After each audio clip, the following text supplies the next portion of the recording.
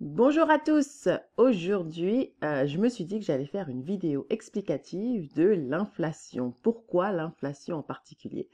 Parce que ces derniers temps, je ne sais pas si vous avez remarqué, hein, mais les marchés sont quand même relativement inquiets de l'inflation et de ce que ça pourrait donner sur les résultats, évidemment, des entreprises dans lesquelles ils investissent. Et donc, je me suis dit, bah tiens, pourquoi ne pas faire une vidéo rapide d'explication de qu'est-ce que l'inflation?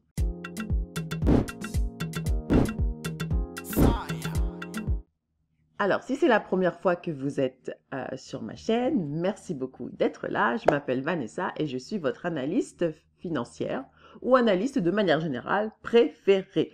Je suis là, j'aide à décrypter la finance, à vous aider dans vos investissements, dans votre éducation financière, mais également, je fais des interviews où j'interroge des personnes qui passent par un parcours très intéressant qui pourrait également vous aider pour votre indépendance financière. Mais là, aujourd'hui, c'est une vidéo explicative de l'inflation. Alors, qu'est-ce que l'inflation? Ce truc dont on parle souvent, en gros, l'augmentation du prix, mais qu'est-ce que ça veut dire très exactement? En gros, il y a l'INSEE, je vais parler de la France, l'INSEE qui prend un panier de produits et services avec un certain poids.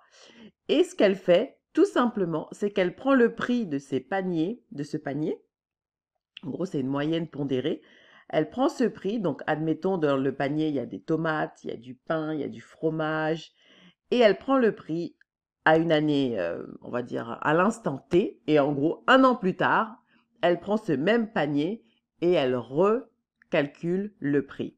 Et en gros l'augmentation du prix, s'il y a augmentation du prix, ça s'appelle une inflation. S'il y a réduction du prix, ça s'appelle de la déflation. Et certainement qu'un jour, je ferai une vidéo exactement sur ce que c'est que la déflation et qu'est-ce que ça veut dire pour l'investissement. Mais aujourd'hui, on est sur l'inflation. Donc, c'est tout simple, voilà, c'est un panier moyen et on regarde l'évolution de ce prix au fur et à mesure des années. Là, si on regarde par exemple l'INSEE, il remonte jusqu'à 1901, c'était assez intéressant à regarder. Et vous allez voir que finalement, sur les 10 dernières années, le prix moyen, l'inflation n'a pas été énorme. Et je sais que les économistes, ils aiment une inflation de 2%. Mais là, vous voyez, c'est même limite un petit peu en dessous. Donc, ça n'a pas tellement augmenté, mais ça a quand même augmenté. On n'est pas dans la déflation. Mais je sais que vous allez me dire, mais attends Vanessa, mais tu rigoles. Quand je vais chercher mon pain là, et que à un moment donné ça coûtait un certain prix, et que je reviens le lendemain, et que c'est un autre prix. C'est pas les 1% ou les 0,5% que je vois d'augmentation. Non, non, non. On voit des 10%, des 20%, enfin bref, au jour le jour finalement, vous avez cette impression que cette inflation est beaucoup plus élevée que ce que l'on dit, ou en tout cas ce que l'INSEE dit, ou ce que les économistes disent. Et c'est parce que, comme c'est un panier moyen, ça ne représente pas finalement ce que vous achetez. Donc, admettons, dans ce panier moyen, ils estiment que 10%, je dis n'importe quoi, mais c'est juste pour vous donner un exemple, 10% de ce panier, c'est le pain. Et vous n'aimez pas le pain. Ou alors, au contraire, vous êtes un grand, grand consommateur de pain. Et en fait, dans votre budget, le pain, c'est 20%. Donc, si l'augmentation du prix du pain est plus élevée que l'inflation, alors vous en particulier, si vous êtes un fan de pain, vous allez sérieusement le sentir. Parce que ça représente un poids beaucoup plus important dans votre budget. Mais parce que l'inflation, finalement, ce n'est qu'une moyenne de différents produits, finalement, ça ne compte pas autant. Donc, l'inflation d'un pays est complètement différente, ou en tout cas, vous allez le ressentir différemment par rapport à l'inflation pour un individu lambda, pour vous, pour moi.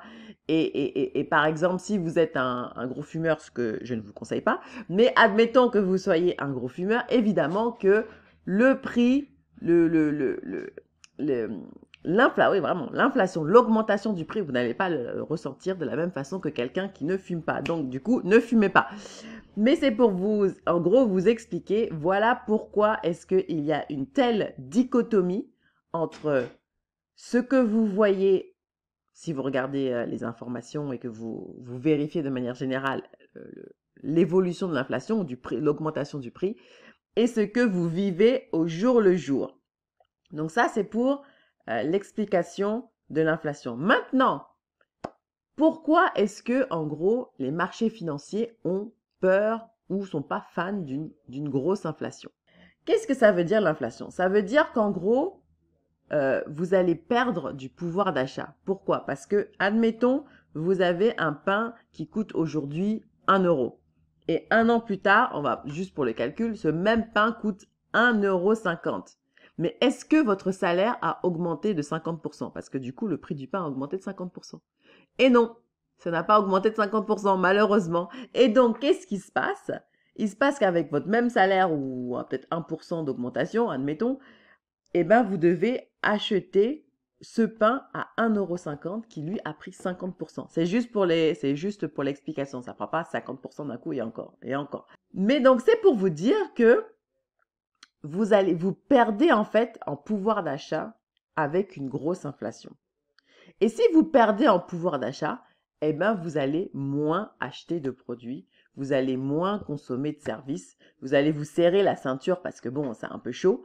Et donc, ces compagnies-là, les compagnies qui vendent, seront un peu en difficulté, entre guillemets, auront un peu plus de mal en fait à écouler leurs produits parce que les gens ont perdu du pouvoir d'achat.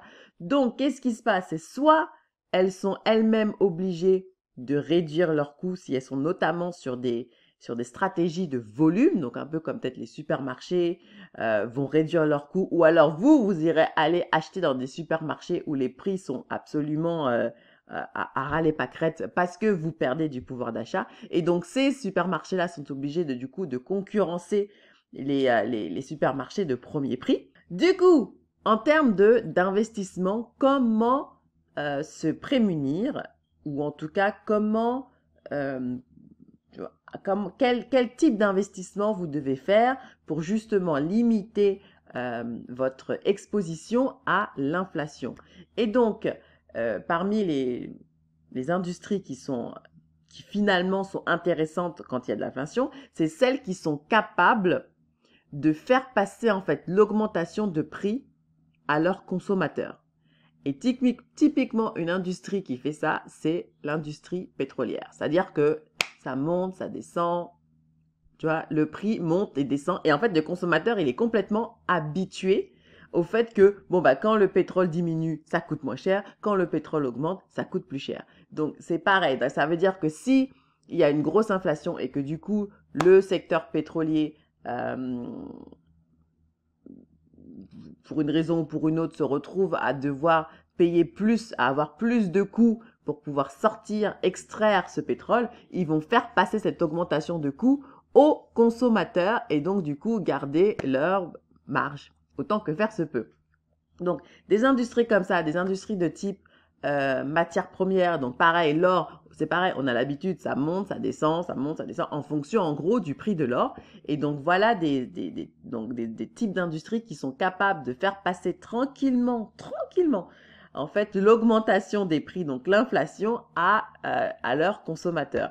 Après, il y a aussi l'immobilier auquel vous pouvez penser pour essayer, pareil aussi, de contrecarrer finalement l'inflation, parce que là aussi, avec l'inflation, vous pouvez augmenter petit à petit finalement votre loyer en fonction de l'inflation et de vos coûts. Voilà, donc c'était une vidéo très simple, rapide, avec également quelques tuyaux pour vos investissements. N'oubliez pas de partager cette vidéo à toute personne qui se pose la question qu'est-ce que l'inflation et pourquoi les gens ont peur, et qu'en gros qu'est-ce que je peux faire pour me prémunir de ce problème, et partagez, n'est-ce pas? N'oubliez pas de vous abonner à ma chaîne. J'ai plein d'autres interviews dans les stocks, ça va arriver ce week-end, et je vous souhaite une excellente journée. Et n'oubliez pas de faire vos recherches. À bientôt!